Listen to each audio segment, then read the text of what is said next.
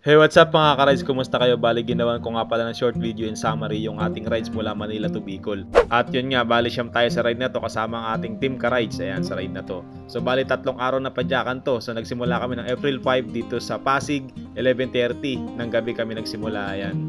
So yun nga, after ng assembly at konting paalala para sa mga basic na reminders para sa kalsada ay nag-ride na kami. Ayun nga, pero nagdasal muna kami bago umalis dito. Para gabayan tayo at safe tayo makarating yan sa ating pupuntahan. Bali 3 araw na padyakan to. At sa part na to ay nandito kami sa Turbina. Yan, dito kami nagkape at nagpahinga muna. At paumaga na ay pinutokan na kami ng traffic. Ayan, dito sa may San Pablo nag-start yung traffic mga ka-rides. So dito nagsimula ang lahat. At sa kahabaan ng traffic na to ay marami tayong nakasabay ng mga siklista. Ayan, bali nakasabay din natin yung Team Parusa. Marami sila mga ka-rides na nakasabay natin. So nakilala natin sila nung nag-ride tayo papuntang Tagaytay, nakasabay din natin sila. So ayan, bali ito nga kalalagpas lang namin sa traffic at nag-enjoy ang lahat. Then papasok na kami sa parting Quezon. Ayan, dito picture picture muna. At tinabutan ulit natin ng Team Parusa. Ayan. And after mag-picture doon ay dumiretso na kami para mag-almusal. Ayan, bali dito na kami kumain na almusal sa parting Tiaong. So dito kami dati nag-almusal nung nagkalawag Quezon kami. Ayan, so masarap yung Goto Batangas nila dito mga ka-rides. Kaya dito kami kumain. So ayan, nagpalit na rin ako ng Team ka-rides na t-shirt namin. Ayan, so after namin kumain ay bakbakan na ulit para mag-ride. So bali dito sa Sariaya Quezon, itanong na namin ang Bulkang Mayon. Hindi po Bulkang Mayon to, bali Bundok Banahaw to.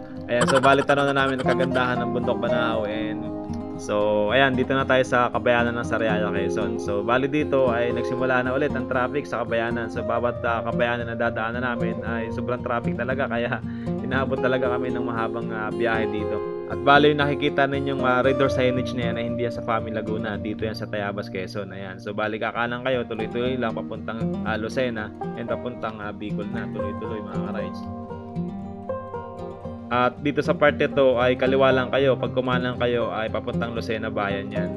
So para hindi kayo mabala, hindi kayo maantala sa traffic ay kumaliwa lang kayo para diretso Bicol. And habang nagpipicture yung kasama natin, nakakita ko ng dilim ng punong kahoy at nagpahinga muna ako habang naghihintay kami sa kanila. So yun, bali nandito pa rin tayo sa Lucena mga ka-rides and napaka-traffic and sobrang init pa. At yung mga pasahero, ayan, nagbabaan na at naglalakad na sa Gedli. Bali nagkawatak-watak na kami, kanya-kanyang diskarte na at kanya-kanyang singit na sa ride na to, sa part na to. So yung mga kasama natin, may nauna, may nasa likod and ayan, pagdating sa dulo, inabutan ko na tulog. Ayan, bali sobrang init. Dito kami nalaspag sa sobrang init na to. Bali pahinga muna kami, pinalipas namin traffic. And ayan, nagre-group kami dito sa unahan dito. Pero talagang sobrang traffic pa rin yan. Kaya medyo pahinga muna, sobrang init din. Bale yung mga oras na ikatanghali ang tapat yan. Kaya naghanap na kami mga kainan doon sa dulo. Nakakita naman kami at doon na kami kumain mga ka-rides. Ayan, so after namin kumain ay nagpahinga na rin. Ayan, yung kasama natin, nagawan yung tulugan ng aso. Ayan. Sumalpak na doon.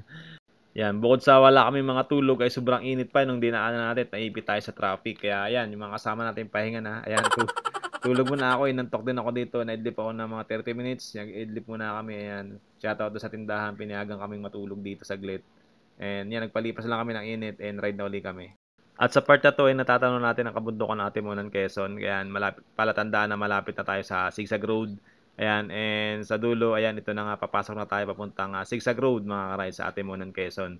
Ayan, mga kasama natin. So, yun, dito yung part na exciting kasi aahon na naman tayo dito sa Zigzag Road. Bali, pangalawang bis ko na tong ahon, ayan. Ayan, bumungad sa atin si Sir, akala ko siya yung si Philippine Looper. Napagkamalang ko, ayan. After dun sa dulo, ay pahinga muna tayo ulit bago tayo umahon and magbuko muna tayo dito sa may tindahan. Masarap tumambay dito, may bubong and masarap ng hangin. So yun mga ka-rides, start na tayo ng ahon dito sa Zigzag Road. Yung makasama natin, yung mga ka-rides natin nasa likod. Ayan, bali sinimula lang namin ahonin itong Zigzag Road na to. Yan, para sa akin ay hindi naman siya ganun katarik talaga. Huwag lang nating isipin na matarik, huwag nating isipin yung ahon. And subukan nating padyakan lang natin, tuloy-tuloy yung padyak. Focus lang tayo sa bike natin, focus tayo sa kalsada. Huwag natin isipin yung ahon. Yan yung masasuggest ko kapag nandito na kayo sa Zigzag Road. Kasi maganda rin naman yung ambience dito. Maraming punong kahoy and hindi ganun katindi yung init. Kahit katanghalian tapat ay hindi nyo ramdam yung sobrang tirik ng araw. Hindi nyo ramdam yung sobrang init. Ahonin natin ulit. Pangalawang beses nating ahonin yan. So yun, nandito tayo sa part ng ahon ng Zigzag Road na medyo masakit pero kaya naman tiisin. So ang diskarte dito, focus lang. Medyo alerto rin kayo kasi delikado dito kasi may mga lumulusong at delikado sa mga sa part na to. Medyo malalim to, kapag nahulog tayo malalim ang babagsakan natin. Ayan.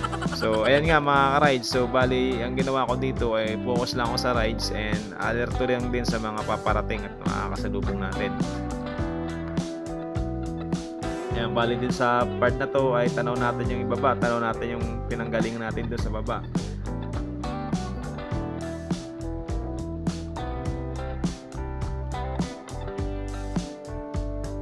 Ayan, yung mga kasama natin sa taas nandun na, ayan, binibideo tayo. Ayan, yun, ganito lang, natapos na natin yung ride na to, natapos natin yung ahon. And pagdating dito, puro ano naman to, banayad na to. Bale yung ahon namin dito, nasa 3 PM na pala to ng hapon mga ka-rides. Kaya konting picture lang, ride na ulit. So yun nga mga ka-rides, mag-aalas 6 na ng gabi, dito na tayo sa Gumaca, Quezon. Ayan, naabuti na tayo ng dilim, kaya nagmamadali na kami. Ang dilim, yan, nagpahinga tayo mga ka-rides sa Gumaca and palis na ulit tayo. So yun nga, touchdown, Calawag, Quezon na tayo. Ayan, ito yung day 1 natin mga ka-rides, and doon tayo tutulog sa amin. Ayan, so video from dito ay nasa 8 kilometers pa papunta sa bahay namin. So yun, bali nandito na kami sa bahay namin. Ayan, kararating lang namin dito sa part na to. Pahinga ng konti and ayan, kwentuhan, tapos at syempre kain na niya, sobrang dami ng gutom namin. Ayan, so puntahan natin, tingnan natin kung ano yung pagkain dito, pasukin natin. Ayan, ito nga pala yung bahay namin mga ka-rides, tara, tour tayo. At yun yung nanay tatay ko, busy sa paghahanda ng kakainin natin. Tara, let's go mga ka-rides. So bali ito yung bumungad sa amin na sinigang na tambakol, inihaw na tambakol, may pusit pa, tapos ayan, mayroon pang tinola. Ayan, sarap. Tara, let's go. Hey, what's up mga ka-rides? Good morning! So yun mga ka-rides, ito yung day 2 natin at bali tinanghali nga tayo ng gising at mag-ride out tayo ng 8:30 ng umaga. Ayan, tara, let's go.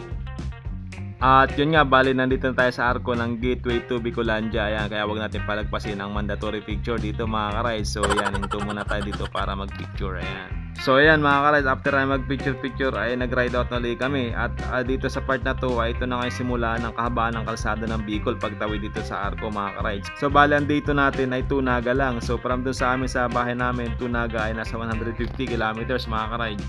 At yun nga mga ka-ride, touchdown Naga na tayo. So nakarating tayo ng mga 10:30 yata dito sa Naga. Ayan. Then pagdating dito ay naghanap na kami ng matutuluyan. At yun nga, buti na lang may malapit na apartment dito na pwede namin tuluyan mga ka-rides. So yun nga, bali iting room namin, bali dalawahan lang yung bakante pero nagpad kami ng bed. Ang diskarte namin, naggrupo kami sa 3. Ayan, so ayan, para may matulugan lang at makapagpahinga kami sa magdamag na ito. Ayan. So yun mga ka-rides, good morning Naga. Ayan yung mga kasama natin. So yun mga ka-rides, bali ito yung day 3 namin. Ayan, so nag-ride out kami dito ng alas 6 ng umaga from dito sa Naga. So bali 100 kilometers pa yung lalakbay natin to Cagsawa in Legazpi. Ayan. At habang papalapit tayo ay paganda na paganda yung view natin mga ka-rides at tanaw na natin ang Bulkang Mayong, kaya ang sarap pumadyak. At yung kalsada mula sa Naga hanggang dito sa Cagsawa at Legazpi, napakaganda rin, puro patag mga ka-rides. Kaya lang syempre pangatlong araw na natin to pinapadyakan, pangatlong araw na natin sa kalsada to, kaya ang dami ng masakit sa katawan natin. Pero kailangan tiisin, laban lang para makarating tayo sa destination natin. At kapag nadaanan mo pala tong malahiganting sili na to ay malapit ka na pala sa Cagsawa. Ayan. Pero picture muna kami dito. Ayan. And finally touchdown, Cagsawa tayo. Ayan, ang daming tao mga ka-rides nung dating namin dito. At nung matanaw namin to mga ka-rides, grabe, iba yung paramdam, narating namin destination namin. Parang napawi lahat ng pagod namin ng 3 araw na padyakan sa mahabang kalsada ng kainitan. So ayan mga ka-rides, yung mga kasama natin nandito sa likod. So ayan yung mga ka-rides natin, sobrang pagod, kanya-kanyang pwesto muna, bagsak yung mga ka-rides natin. Ayan.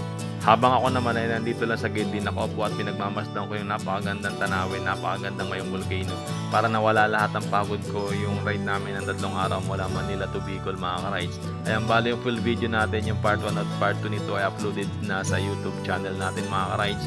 At kung di ka pa nakasubscribe, please subscribe mga ka-rides, and like na rin, and share mo na rin sa mga mahilig mag-ride. At maraming salamat mga ka-rides sa inyong support. Ingat kayo lagi, ride safe sa inyo, keep safe, peace out.